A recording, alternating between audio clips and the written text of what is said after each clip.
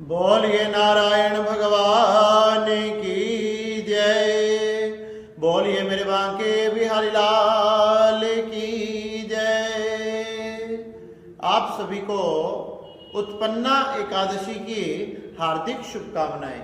एक समय श्री अर्जुन जी भगवान श्री कृष्ण से पूछने लगे, हे भगवान कृष्ण, मार्गशीर्ष मास में कृष्ण पक्ष में कौन सी एकादशी आती है, इसका क्या नाम है तथा इसकी क्या कथा है, कृपया कर आप मुझे बताएं।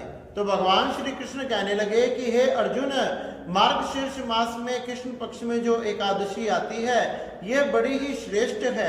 एकादशी का व्रत करने से, एकादशी को धारण करने से जीवात्मा के, व्यक्ति के जन्म जन्मांतर के पाप नष्ट हो जाते हैं। एकादशी का व्रत करते हुए किसी प्रकार का भी कृष्ण पक्ष तथा शुक्ल पक्ष में कोई भेद नहीं करना चाहिए।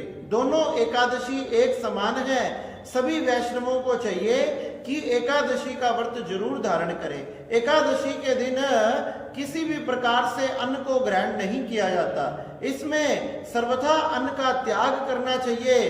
प्रातः काल सुबह उठकर शुद्ध जल में स्नान करें। स्वच्छ वस्त्रों को धारण कर नित्य क्रिया करते हुए भगवान के समक्ष जाकर भगवान श्री सूर्य नारायण को, नारायण भगवान को अर्घ समर्पित करना चाहिए। भगवान के सन्मुख बैठकर भगवान का पंचामृत से अभिषेक करें। भगवान को सुंदर वस्त्र पहनाकर, आभूषण पहनाकर, सुंदर पुष्पों से, फूलों से भगवान का श्रृंगार करें।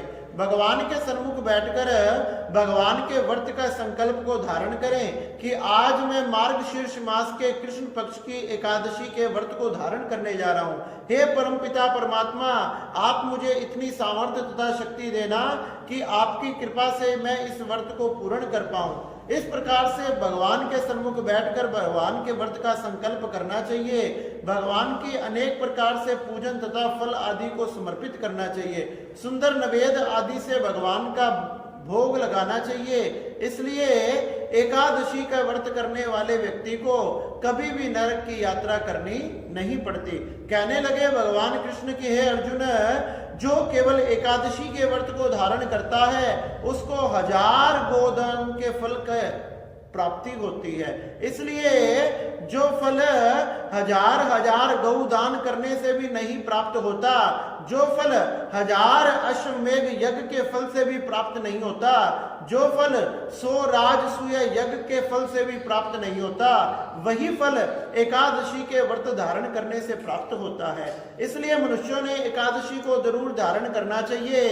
एकादशी के व्रत धारण करने वाले व्यक्ति को किसी भी प्रकार से किसी की भी निंदा, चुगली आदि नहीं करना चाहिए। अपने इंद्रियों को वश में रखे, किसी प्रकार से क्रोध ना करें, लोभ ना करें, लालच ना करें, ईर्ष्या ना करें। अपने मन में नियंत्रण रखना चाहिए तथा किसी भी व्यक्ति का जो दुराचारी है, दुष्ट आत्मा है, पाप आत्मा है, दूसरों की निंदा, चुगली आदि करने वाला है, ऐसे व्यक्तियों के दर्शन नहीं करने चाहिए। क्योंकि ऐसे व्यक्तियों के दर्शन करने से भी उसके पुण्य क्षीण होते हैं और उसे पाप लग जाता है। इसलिए अगर गलती से भी ऐसे व्यक्तियों के दर्शन हो जाए तो जाकर भगवान सूर्य के, भगवान नारायण के दर्शन करने चाहिए। उनको नमस्कार, प्रणाम आदि करना चाहिए। इस प्रकार से श्री अर्जुन जी महाराज पूछने लगे कि हे भगवान कृष्ण, मार्गशीर्ष मास में आने वाली एकादशी का क्या नाम है, कृपया कर आप मुझे ये बताएं।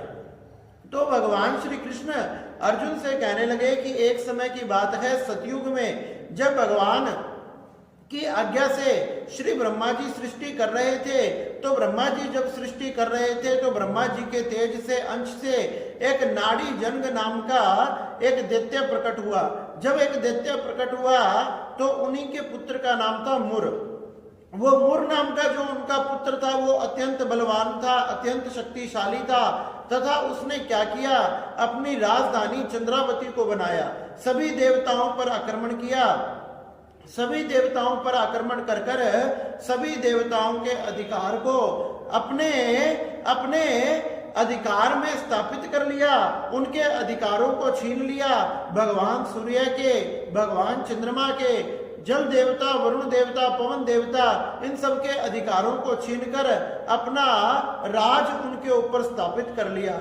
अरे वह स्वयं ही भगवान सूर्य बनकर समस्त ब्रह्मांड को प्रकाश देने लगे, चंद्रमा बनकर अपनी कलाओं को चारों तरफ बिखेरने लगे। इस प्रकार से देवता इससे बड़े दुखी हुए, सभी देवता बड़े दुखी हुए। सभी देवता एकत्रित होकर श्री ब्रह्मा जी की शरण में पहुंचे और ब्रह्मा जी उनको लेकर भगवान शंकर की शरण में पहुंचे।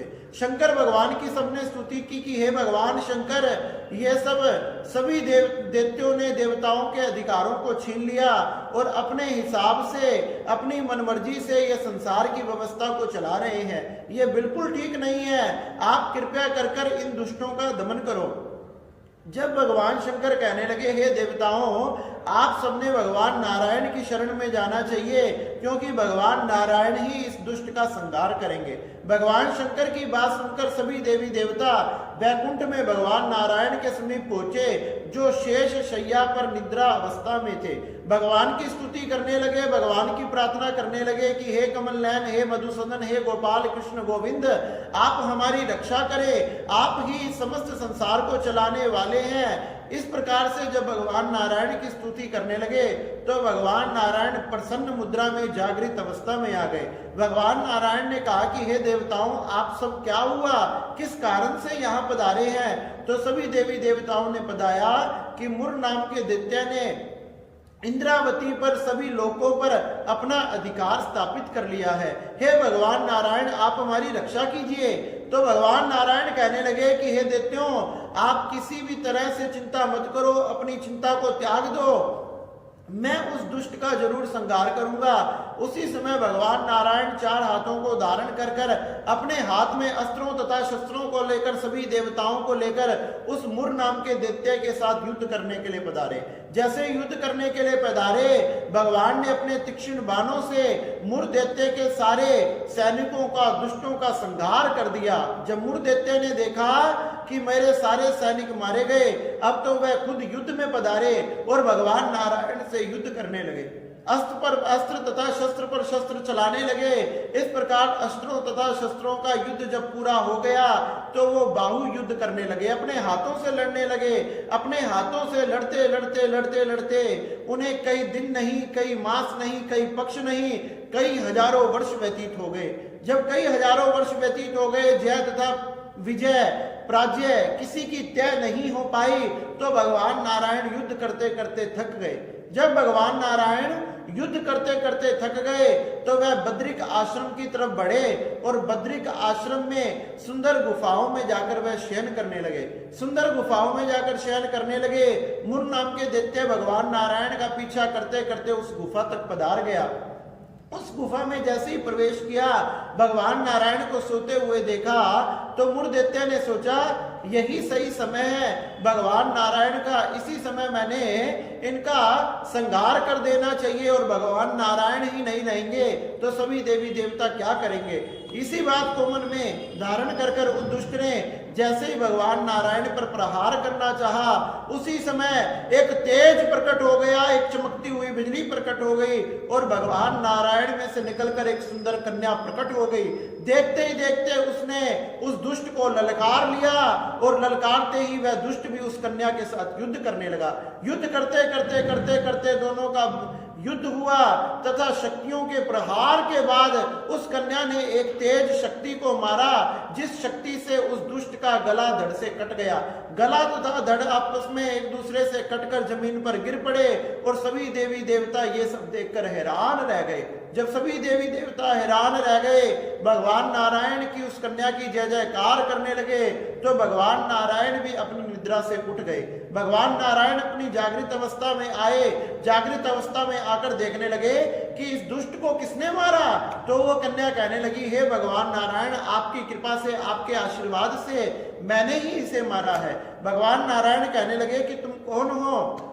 कहने लगी कि हे भगवान नारायण, हे भगवान विष्णु, मैं आपके अंश से ही प्रकट हुई हूँ, आप में से ही प्रकट हुई हूँ। जब मैंने देखा कि ये दुष्ट आपका संहार कर रहा है, आपकी तरफ बढ़ने वाला है और आप निद्रावस्था में हैं, तो मैं आप में से प्रकट हुई और आपकी रक्षा के लिए, संसार की रक्षा के लिए मैंने इस दुष्ट का संहार कर दिया। भगवान नारायण बड़े ही प्रसन्न हुए, कहने लगे मैं तुझ पर बड़ा ही प्रसन्न हूं, तुम मांगो मुझसे क्या मांगना चाहती हो। कहने लगी हे भगवान, आप मुझे केवल ये वरदान दे दीजिए कि जो भी मेरा व्रत धारण करे, जो भी मेरी पूजा करे, उसके समस्त पाप नष्ट हो जाए और उसे आपके चरणों के, आपके धाम की प्राप्ति हो जाए।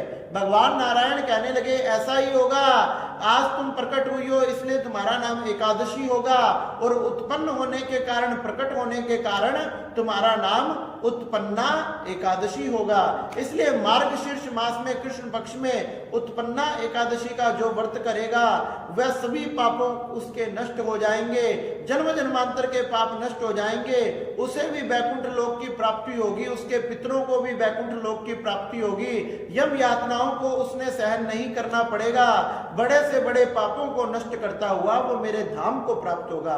इस प्रकार से कृष्ण पक्ष तथा शुक्ल पक्ष की जो भी एकादशी का व्रत धारण करता है भगवान उस पर अत्यंत कृपा करते हैं। भगवान कहने लगे जो तुम्हारा व्रत करेगा, तुम्हारी पूजा करेगा, तुम्हारे पाठ करेगा, इस दिन मेरा भजन करेगा, उसको मैं दिव्य लोक की प्राप्ति कराऊंगा, समस्त सुखों की प्राप्ति कराऊंगा, उसके सारे दुख दूर हो जाएंगे और वो भक्त मुझे सबसे प्रिय होगा। आज तुम मेरी परम प्रिय हो, आज से तुम मेरी परम प्रिया हो। जो भी एकादशी को धारण करेगा, जो वैष्णव एकादशी को मानेंगे, उसे कभी भी 84 लाख योनियों में भटकना नहीं पड़ेगा, उन्हें नाना प्रकार की, अनेक प्रकार के कष्टों को भोगना नहीं कर पड़ेगा, वह मेरे दिव्य धाम की प्राप्ति करेंगे। इस प्रकार से इसलिए हे अर्जुन, इस उत्पन्ना एकादशी का व्रत जरूर धारण करना चाहिए। यह भगवान में से ही प्रकट हुई है और भगवान को सबसे प्रिय है। जो भी इस व्रत को धारण करता है भगवान उसे अपने हृदय से लगा लेते हैं। इस प्रकार से सभी ने इस व्रत को करना चाहिए तथा भगवान की पूजा पाठ को करते हुए, भगवान को भजन को करते हुए पूरा दिन, पूरा समय व्यतीत करना चाहिए। बोलिए मेरे बांके बिहारी लाल की जय, बोलिए नारायण भगवान की जय। जय श्री राधे, जय सीताराम।